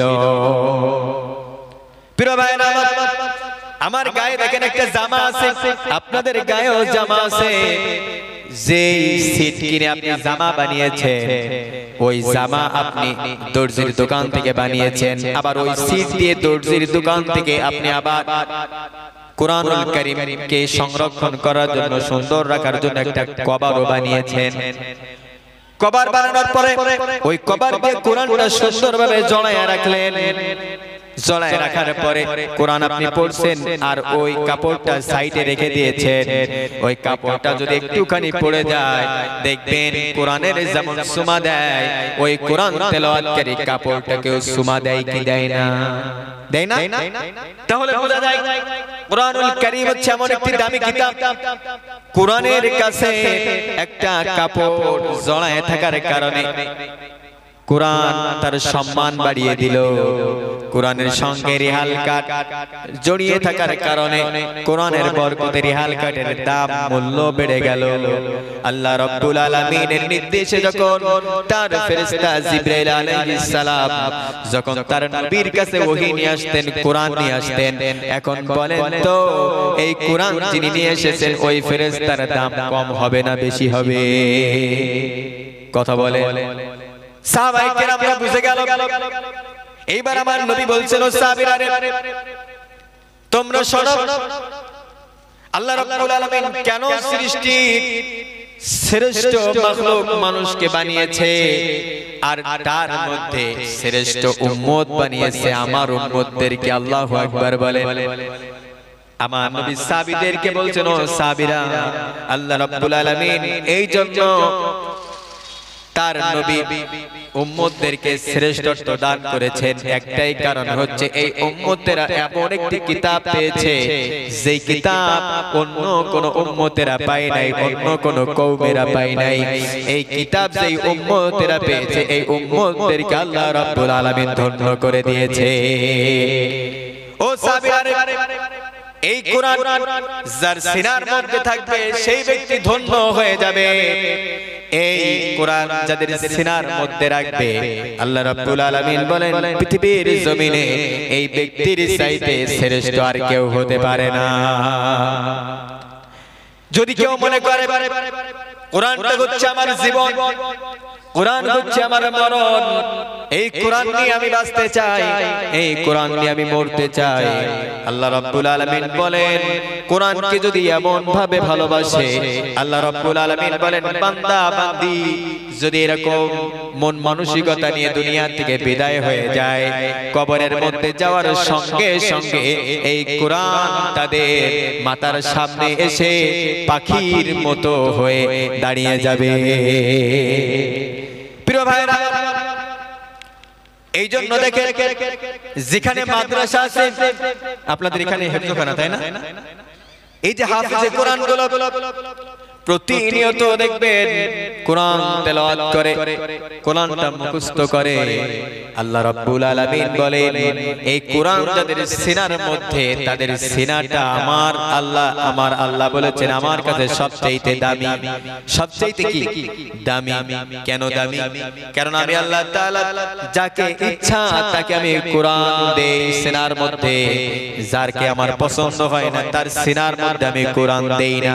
আল্লাহু আকবার বলেন। পৃথিবীতে এমন কোন কিতাব আপনি দেখাইতে পারবেন না, একজনকে দেখাইতে পারবেন না যে এই কিতাবের একজন হাফেজ পাওয়া যায়। কিন্তু আল্লাহ রাব্বুল আলামিন বলেন কোরআনুল কারীম এমন একটি কিতাব, এই কিতাবের হাফেজ শুধু একজন দুইজন নয়, গোটা পৃথিবীতে লক্ষ লক্ষ কোটি কোটি হাফেজে কোরআন আমি আল্লাহ রাব্বুল আলামিন তৈরি করে দিয়েছি।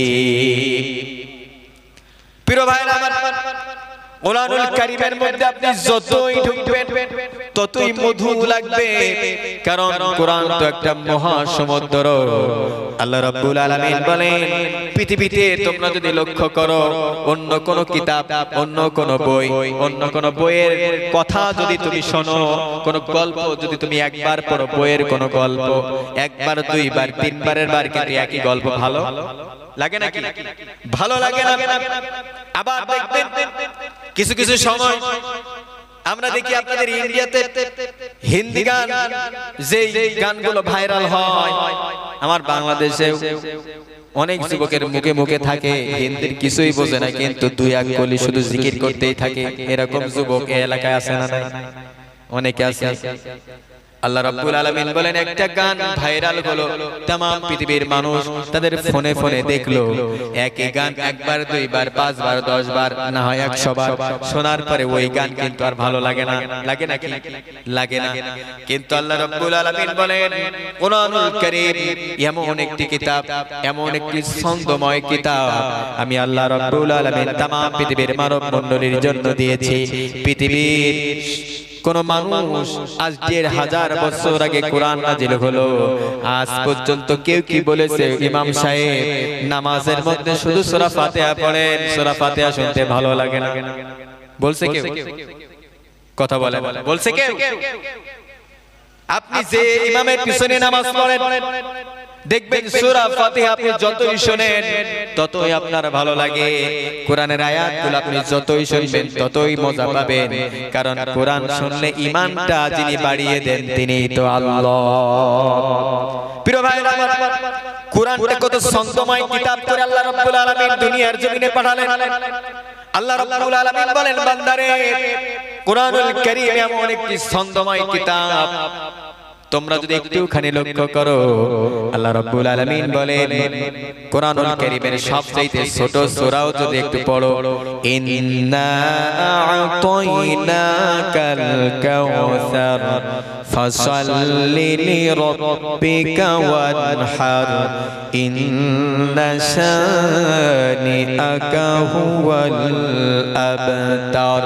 বলেন তো প্রত্যেকটা আয়াতের লাস্টে র আছে না নাই?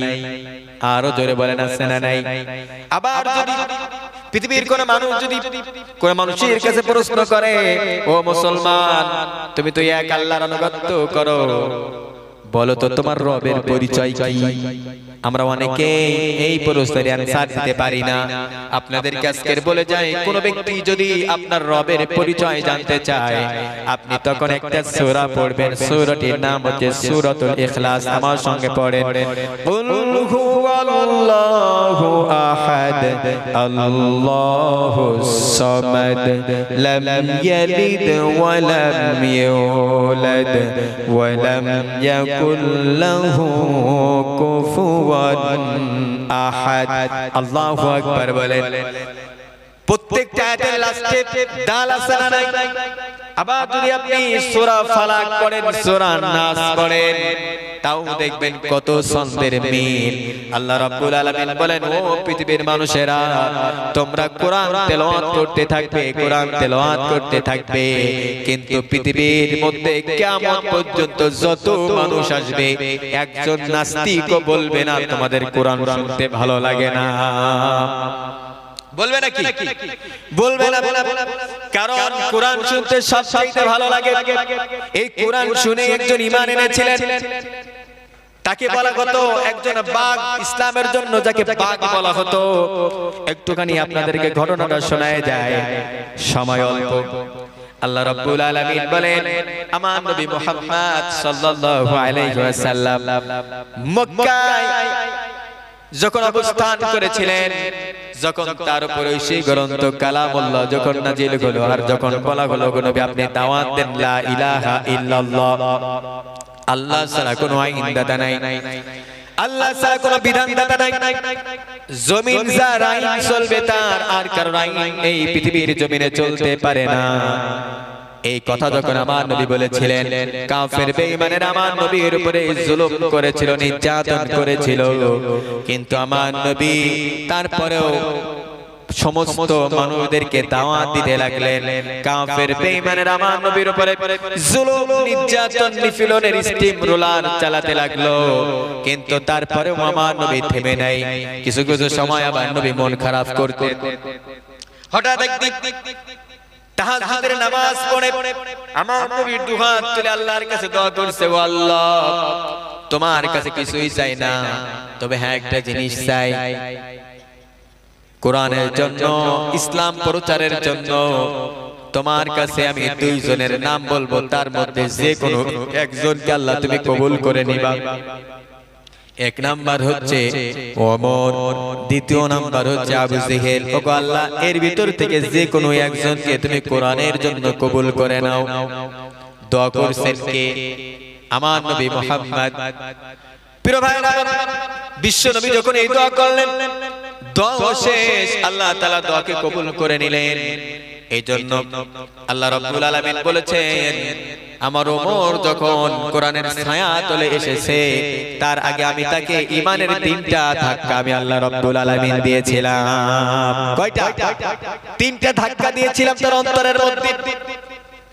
এক নাম্বার ধাক্কা হলো বিশ্ব নবীর ওই দোয়া।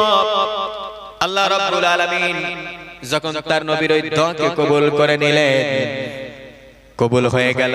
ঠিক ওই সময় থেকে ওমরের অন্তরের মধ্যে কেমন যেন উথাল পাতাল সৃষ্টি হয়ে গেল। ওমর তখন ভাবতে লাগলো যে মুহাম্মাদের পিছে পিছে থাকি মুহাম্মাদকে হত্যা করার জন্য, মুহাম্মাদকে কষ্ট দেওয়ার জন্য। আসলে একটুখানি জানা দরকার এই মুহাম্মাদের মূল কার্যক্রমটা কি, কি বলতে চাই আর কি করতে চাই। আল্লাহু আকবার বলেন। প্রিয় ভাইরা আমার নবী কিন্তু জানে না যে আল্লাহ দোয়া কবুল করেছেন।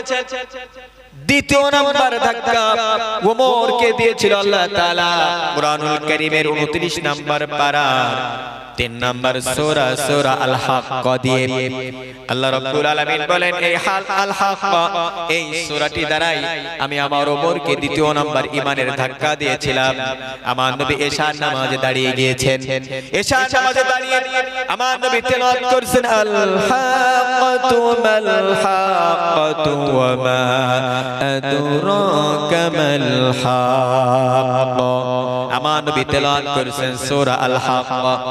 কিন্তু ওমরের মধ্যে যে উতাল পাতাল সৃষ্টি হয়ে গিয়েছে, ওমর আমার নবীকে ফলো করে মুহাম্মদ কোথায় যায় কি করে মুহাম্মাদের পিছু পিছু গোয়েন্দার কাজ করে। এখন বলেন তো গোয়েন্দার কাজ করার মন মানসিকতা তৈরি তিনি করেছেন তিনি কে? আল্লাহ রাব্বুল আলামিন তার মনের ভিতর উতাল পাতাল বানিয়ে দিল, উতাল পাতাল সৃষ্টি হয়ে গেল। ওমর বিশ্ব নবীর পিছু পিছু যখন হাঁটতে শুরু করে দিল, আমার নবী এশার নামাজে দাঁড়িয়ে যখন আল হাক্ক সূরাটি তেলাওয়াত করছে, দূর থেকে দাঁড়িয়ে দাঁড়িয়ে ওমর শুনছে। কিন্তু আমার নবী জানে না যে ওমর দূরে দাঁড়িয়ে আছে অন্ধকারে। আমার নবী জোরে জোরে তেলাওয়াত করছে। ওমর ওই জায়গায় দাঁড়িয়ে দাঁড়িয়ে ভাবছে কত সুন্দর কবি, কত সুন্দর কবিতা। কে ভাবছে? ওমর। ওমর ভাবছে কত সুন্দর কবি, মুহাম্মদ কবি হয়ে গেছে আর তার কবিতাগুলো বড্ড চমৎকার। কিন্তু আসলে কি কবিতা? আমার নবী কি কবি? না। এখন দেখেন আরশে আজিমের মালিক সবকিছু জানতে চাচ্ছে, জানতে পারছে, কারণ তিনি তো সবকিছু দেখছেন জানছেন। আর তিনি বলছেন ওয়া মাকারু ওয়া মাকারাল্লাহু ওয়াল্লাহু খায়রুল মাকিরিন। আমি তো উত্তম কৌশলদাতা, কেমন কৌশল করে আমি ওমরকে কোরআনের ছায়াতলে আনি তোমরা একটু লক্ষ্য করো। আমার নবী তেলাওয়াত করছে আর ওমর মনে মনে ভাবছে মনে হয় কবি, কবির কাব্য, কবির কবিতা কত সুন্দর। আল্লাহ রাব্বুল আলামিন আমার নবীর মুখ থেকে বের করে দিলেন ওয়া মা হুয়া বিকাউলি শাইরিন কলিলাম মা তুমিনুন। আমার নবী যখন তেলাওয়াত করেছে ওমর তখন বুঝে ফেলেছে, কারণ ওমর আরবি গ্রামার সম্পর্কে অনেক পারদর্শী ছিল। ওমর বুঝে গিয়েছে। আমি মনে মনে ভাবলাম মনে হয় মুহাম্মদ কবি হয়ে গিয়েছে, এই কবির কবিতা কত চমৎকার। কিন্তু কেমন করে জানতে পারলো আমার মনের কথা? কারণ ওমা হুয়া বিকাউলি শাইর, শাইর মানে হচ্ছে কবি। আমার নবী আয়াত দ্বারা বুঝাতে চাইলেন এটা কোন কবির কোন কাব্য নয়, আমিও কোন কবি নই। এটা যে কবিতা নয়, খুব অল্প সংখ্যক মানুষ এটা জানে। এইবার ওমর মনে মনে ভাবছে মনে হয় তাহলে মুহাম্মদ জাদুকর হয়ে গিয়েছে, গণক হয়ে গিয়েছে। আমার নবী পরের আয়াতে বলছেন ওয়া মা হুয়া বিকাউলি কাহিনি কলিলাম মা তাযাক্কারুন। আল্লাহু আকবার বলেন। প্রিয় ভাইরা আমার, আল্লাহ নবী বিশ্ব নবী যখন এই আয়াতটা তেলাওয়াত করলেন ওমর তখন অলরেডি বুঝে গিয়েছে না এটা কোন গণকের কোন কিছু নয়।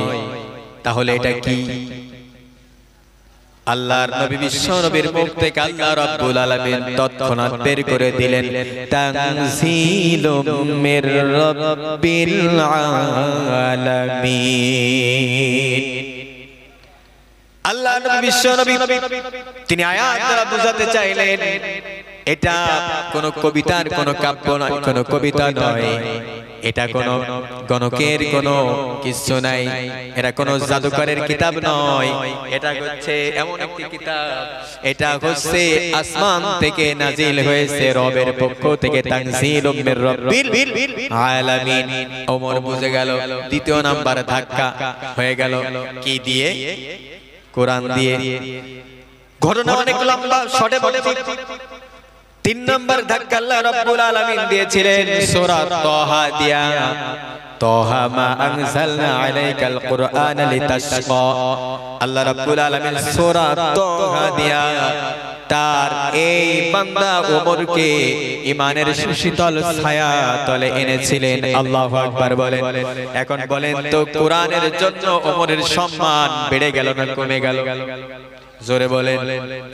আমার নবী বিশ্ব নবী মুহাম্মদুর রাসূলুল্লাহ সাল্লাল্লাহু আলাইহি ওয়াসাল্লাম তিনি বলেছেন, ও পৃথিবীর মানুষেরা, মা কানা মুহাম্মাদুন আবা আহাদিন মির রিজালিকুম ওয়ালাকিন রাসূলুল্লাহি ওয়া খাতামান নাবিয়্যিন। আমি হচ্ছেন শেষ নবী, আমার পরে আর কোন নবী আসবে না। হ্যাঁ, আল্লাহ যদি নবী আসার যদি কোন রাস্তা রাখতেন, আমার পরে যদি নবী বানানোর কোন সিদ্ধান্ত নিতেন, তাহলে আমার ওমর হয়ে যেত। কিন্তু না, লাকানা ওমর হয়ে যেত। কিন্তু আল্লাহ রাব্বুল আলামিন নবুয়তের সকল দরজাগুলো বন্ধ করে দিয়েছেন। এই জন্য আল্লাহ রাব্বুল আলামিন ওমরকে আর নবী করবেন না। নবী যদি হতো ওমরই হয়ে যেত। আবার আল্লাহ রাব্বুল আলামিন তিনি বলছেন, বিশ্ব নবীর মাধ্যমে জানিয়ে দিচ্ছেন, ও পৃথিবীর মানুষেরা, ওমর ইসলামের শীতল ছায়াতলে আসার পরে যত পরিমাণ ইবাদত করেছিল, আল্লাহর বন্দেগী করেছিল, আল্লাহ রাব্বুল আলামিন বলেন আসমানের তারকা গুনে গুনে যদি কেউ শেষ করতে চায় একদিন শেষ হয়ে যাবে। কিন্তু আমার ওমর ঈমানের শীতল ছায়াতলে আসার পরে এত পরিমাণ ইবাদত করেছে যে আমার ওমরের ইবাদতে বন্দেগী গুনে গুনে কখনো শেষ করা যাবে না। আল্লাহু আকবার বলেন। দাও খোদা দাও আমায় আবার ওমর দারাজ দিল। দাও খোদা দাও আমায় আবার ওমর দারাজ দিল। দাও আলীর মতো বীর সেনানী, দাও আলীর মতো বীর সেনানী, জাগাতে নিখিল। দাও খোদা দাও আমায় আবার ওমর দারাজ দিল। আল্লাহু আকবার বলেন। তাহলে ওমরের সম্মান বাড়লো কিসের কারণে? কোরআন। এই কোরআনের কারণে। কোরআন শুনলো, কোরআন শোনার কারণে তার অন্তরের মধ্যে আল্লাহ তাআলা ঈমান পয়দা করে দিলেন। চলবে? ও আচ্ছা, না না বন্ধ করতে বলে নাই, মানে ভাই একটু পানি দেন, জিকির করেন তো লা ইলাহা, এটা জিকির করেন সবাই, লা ইলাহা।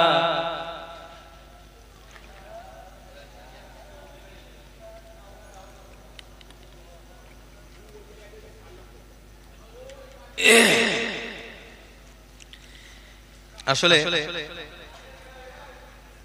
আপনাদের যে আলোচনাটা আমি মূল শোনাবো, আসলে কখন যে সময় হয়ে গেছে আমি বুঝতে পারি না, সত্য কথা বলতে। কে আছেন যে হুজুর ৫,০০০ টাকা আল্লাহর রাসূলের ঘর, আল্লাহ রাসূলের ঘর মাদ্রাসা, এই মাদ্রাসাকে ভালোবেসে ৫,০০০ টাকা হুজুর আপনি মুসাফির মানুষ, আপনার হাতে ৫,০০০ টাকা দেব, কিংবা বাকিতে একটু লেখায় দেন যে মাদ্রাসার জন্য ৫,০০০ টাকা আপনি আপনার পিতামাতার জন্য, আপনি আপনার আত্মীয় স্বজনের জন্য মাদ্রাসায় দান করবেন। কে আছেন একটুখানি আল্লাহর খুশির জন্য একটুখানি হাতটা উঁচু করে দেখান যে হুজুর ৫,০০০ টাকা আমি মাদ্রাসায় দান করব।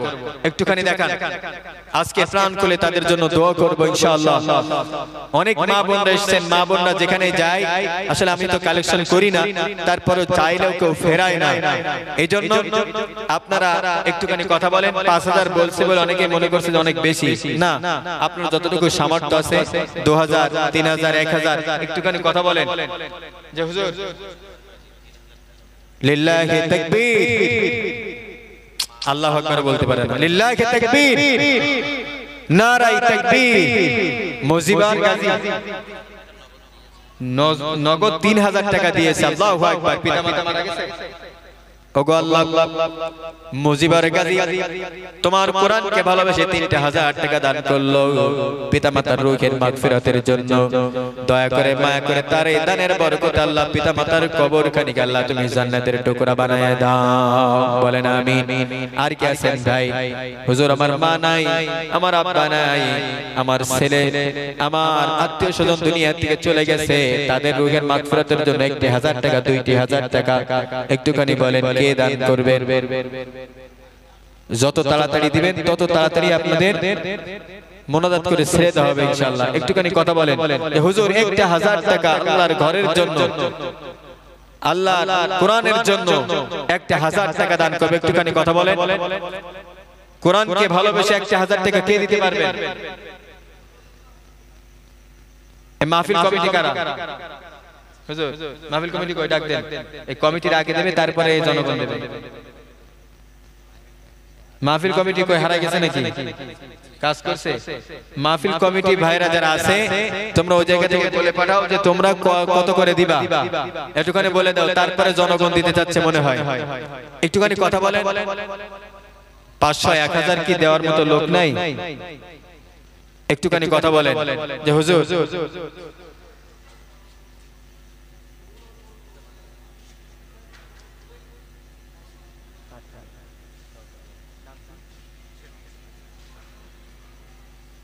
লিল্লাহি তাকবীর। শেখ মকসেদ আলী দেখছেন, তিনি উঠে এসে আল্লাহর কোরআনকে ভালোবেসে 1000 টাকা দান করেছে। আল্লাহ তাআলা তার দানে বারাকা বাড়িয়ে দেন, বলেন আমিন। এই যে আমার একজন চাচা, তিনি কিছু টাকা দিয়ে গেলেন। এরকম কে আছে?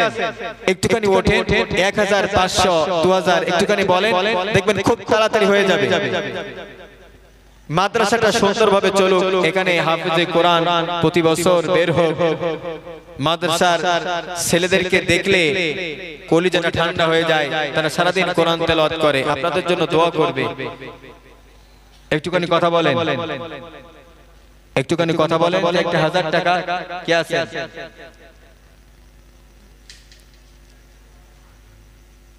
কেউ নাই? 500 টাকা দেওয়ার মতো কেউ নাই? 500, 1000 লিল্লাহি তাকবীর। আমির আলী মন্ডল, পিতামাতা বেঁচে আছে? চাচা মারা গেছে? আল্লাহ তাআলা আমির আলী মন্ডলের 1000 টাকা দান তোমার দরবারে কবুল করে নাও। পিতামাতার কবরখানিকে আল্লাহ তুমি জান্নাতের বাগান বানায় দাও। জীবনের ভুল ত্রুটিগুলো ক্ষমা করে দিয়ে আল্লাহ কবরখানিকে তোমার জান্নাতের সঙ্গে যোগাযোগ বানায় দাও। কত টাকা এদিক সেদিক চলে যায়, কিন্তু অনেকেরই ভাগ্যে জোটে না আল্লাহর কোরআনের জন্য দান করার। জোটে নাকি? জোটে না।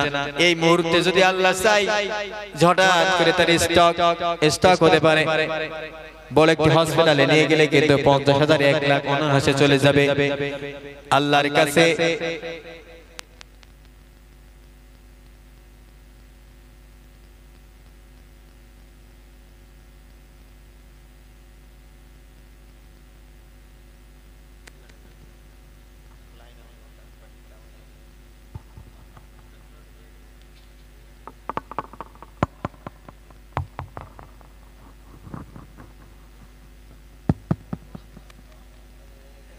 কে আছেন? একটুখানি কথা বলেন। দেখেন, দুনিয়ায় যদি কোনো ব্যক্তি মনে করে যে আমার হায়াত বাড়ানোর দরকার, দুনিয়ায় আমরা বাঁচতে চাই বেশি না কম, আমরা অনেকেই মনে করি যে আমি বেশি দিন বাঁচবো। বিশ্বনবী সাল্লাল্লাহু আলাইহি সাল্লাম বলেছেন, যদি কোনো ব্যক্তি বেশি দিন বাঁচার আকাঙ্ক্ষা করে, ওই ব্যক্তি যেন আল্লাহর খুশির জন্য দান সদকা করে। দান সদকা করলে আল্লাহ তাআলা তার রোগ থেকে শিফা দান করে, তার নেক হায়াত বৃদ্ধি করে দেয়। এই জন্য কে আছেন যে হুজুর আমার নেক হায়াত যেন আল্লাহ বৃদ্ধি করে দেয়, আর এই দানের বারাকায় যেন আল্লাহ তাআলা কিয়ামতের দিন আমাকে নাজাত দেয়, এই নিয়ে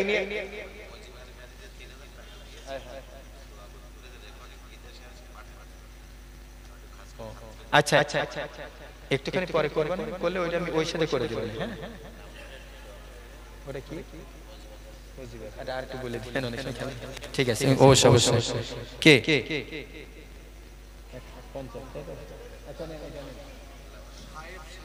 সাহেব শেখ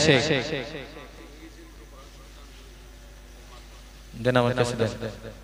লিল্লাহি তাকবীর। শাহেদ শেখ তার নাতি হয়েছে, এইজন্য আল্লাহর কোরআন, দুইটা কোরআন কিনে দিয়েছে। আল্লাহু আকবার। আর পিতার নামে 200 টাকা দান করেছে। মৃত আল্লাহ তাআলা তার সন্তানের এই দানকে পিতার রূহের মাগফিরাতের জন্য আল্লাহ তাআলা যেন কবুল করেন, বলেন আমিন। অনেক সুন্দর দুটি কোরআন তিনি দান করেছেন। আল্লাহু আকবার। কে আছে একটুখানি কথা বলেন। আমি আশা করি আজকের এইখান থেকে কেউ না দিয়ে বাড়ি যাব না, যে যতটুকু পারি ততটুকুই দেব ইনশাআল্লাহ। একটুখানি কথা বলেন। 1000 করে টাকা দেওয়ার মতো এই জায়গায় কেউ নাই? আশ্চর্য ব্যাপার। ও আচ্ছা, আমি বলতে থাকি, আমারও কষ্ট করান। এত সময় ওয়াজ করার পরে আপনাদের কাছে এতবার যদি চাওয়া লাগে আমার অনেক কষ্ট হয়ে যাবে। নজরুল, আচ্ছা আচ্ছা, মৃত নজরুলের নামে তার ছেলে 300 টাকা দান করেছে। আল্লাহু আকবার, আল্লাহু আকবার। আল্লাহ তাআলা ছেলের এই দানকে তুমি তার পিতার জন্য কবুল করে নাও, বলেন আমিন। সবার জন্য লাস্টে দোয়া হবে, কেউ মন খারাপ করবেন না। একটুখানি কথা বলেন।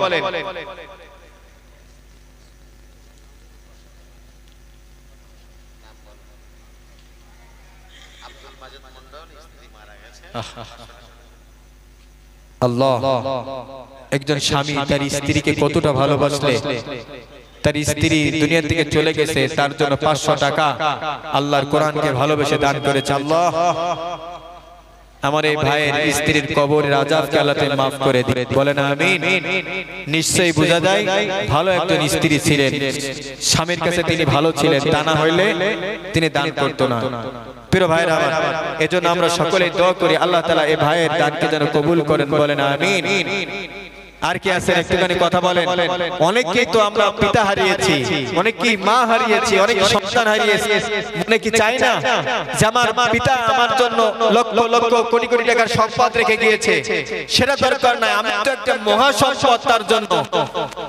আমি আমার মায়ের জন্য, আমার পিতার জন্য কি করলাম? আপনি দিবেন না, আপনার সন্তানও আপনার জন্য দান করবে না। তখন ঠেলা বুঝবেন কবরে, কারণ মানুষ মারা গেলে সব আমল বন্ধ হয়ে যায়, শুধুমাত্র খোলা থাকে যে আমলগুলো, তার মধ্যে একটা হচ্ছে তার